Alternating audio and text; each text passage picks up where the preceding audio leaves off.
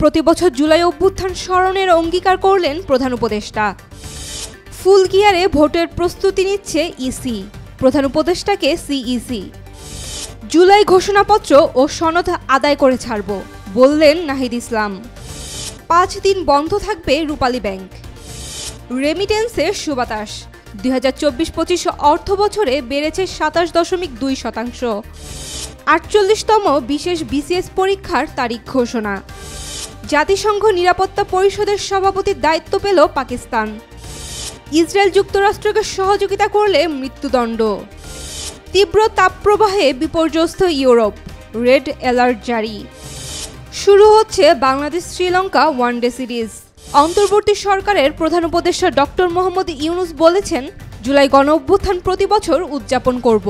এমন পদক্ষেপ নিতে হবে যেন কোনো স্বৈরাচারের চিহ্ন দেখা গেলে তাৎক্ষণিকভাবে তা বিনাশ করা যায়। মঙ্গলবার 1 জুলাই সকালে প্রধান উপদেষ্টার কার্যালয়ে জুলাই গণঅভ্যুত্থান স্মরণে মাসব্যাপী কর্মসূচি উদ্বোধন অনুষ্ঠানে তিনি এসব কথা বলেন।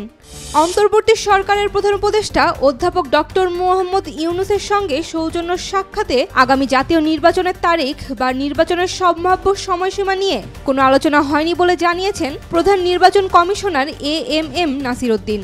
মঙ্গলবার বিকেলের নির্বাচন ভবনে নিজ দফতরের সাংবাদিকদের একথা জানান তিনি। সিইসি বলেন, প্রধান উপদেষ্টা নির্বাচনের প্রস্তুতি সম্পর্কে জানতে চেয়েছিলেন। পুরোদমে নির্বাচনের প্রস্তুতি চলছে বলে প্রধান উপদেষ্টাকে অবহিত করা হয়েছে। ভোটের প্রস্তুতি এখন ফুল গিয়ারে চলছে। জুলাই ঘোষণাপত্র ও সনদ আদায়ে অনড় অবস্থানে জাতীয় নাগরিক পার্টি এনসিপি। দলটির আহ্বায়ক নাহিদ ইসলাম বলেছেন, একটি নতুন বাংলাদেশ গড়তে হলে আমাদের অবশ্যই বিচার, সংস্কার এবং গণপরিষদের মাধ্যমে নতুন সংবিধানের দিকে যেতে হবে এবং জুলাই ঘোষণাপত্র নিয়ে যে টালবাহানা শুরু হয়েছে তা সহ্য করা হবে না। জুলাই ঘোষণাপত্র ও সনদ আমরা আদায় করে ছাড়ব। ডেটা সেন্টার স্থানান্তর করার জন্য রূপালী ব্যাংক পিএলসির সব ধরনের ব্যাংকিং কার্যক্রম 5 দিন বন্ধ রাখা হবে। এ বিষয়ে অনুমতিও দিয়েছে কেন্দ্রীয় ব্যাংক। আগামী 4 থেকে 8 জুলাই পর্যন্ত সব ধরনের সেবা বন্ধ রাখবে রূপালী ব্যাংক। আজ মঙ্গলবার বাংলাদেশ ব্যাংকের department of offsite supervision DOS এক বিজ্ঞপ্তিতে এ তথ্য জানিয়েছে।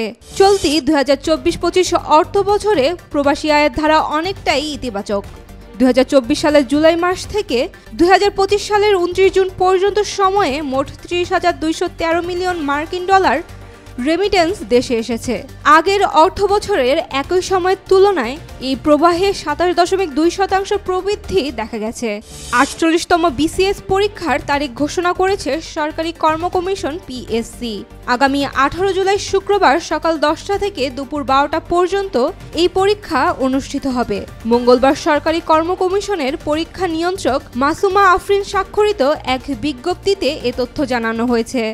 জাতিসংঘ নিরাপত্তা পরিষদের সভাপতিত্ব গ্রহণ করল পাকিস্তান।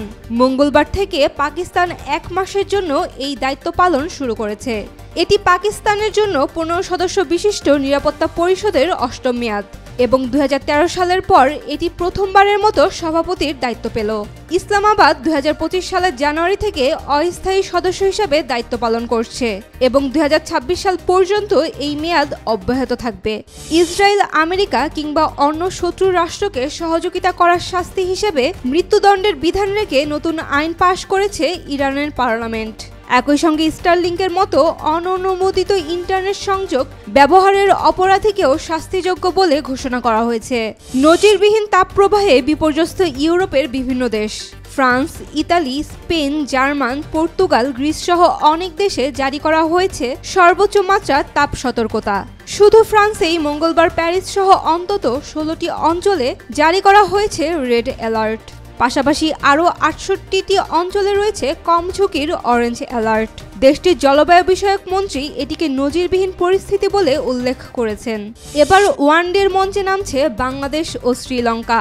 দ্বিপক্ষীয় এই সিরিজের 3টি ম্যাচই হবে শ্রীলঙ্কার মাটিতে। প্রথম ওয়ানডে ম্যাচ অনুষ্ঠিত হবে আগামীকাল বুধবার 2 জুলাই। টুর্নামেন্টের সবগুলো ম্যাচই হবে কলম্বোর আর প্রেমাদাসা স্টেডিয়ামে।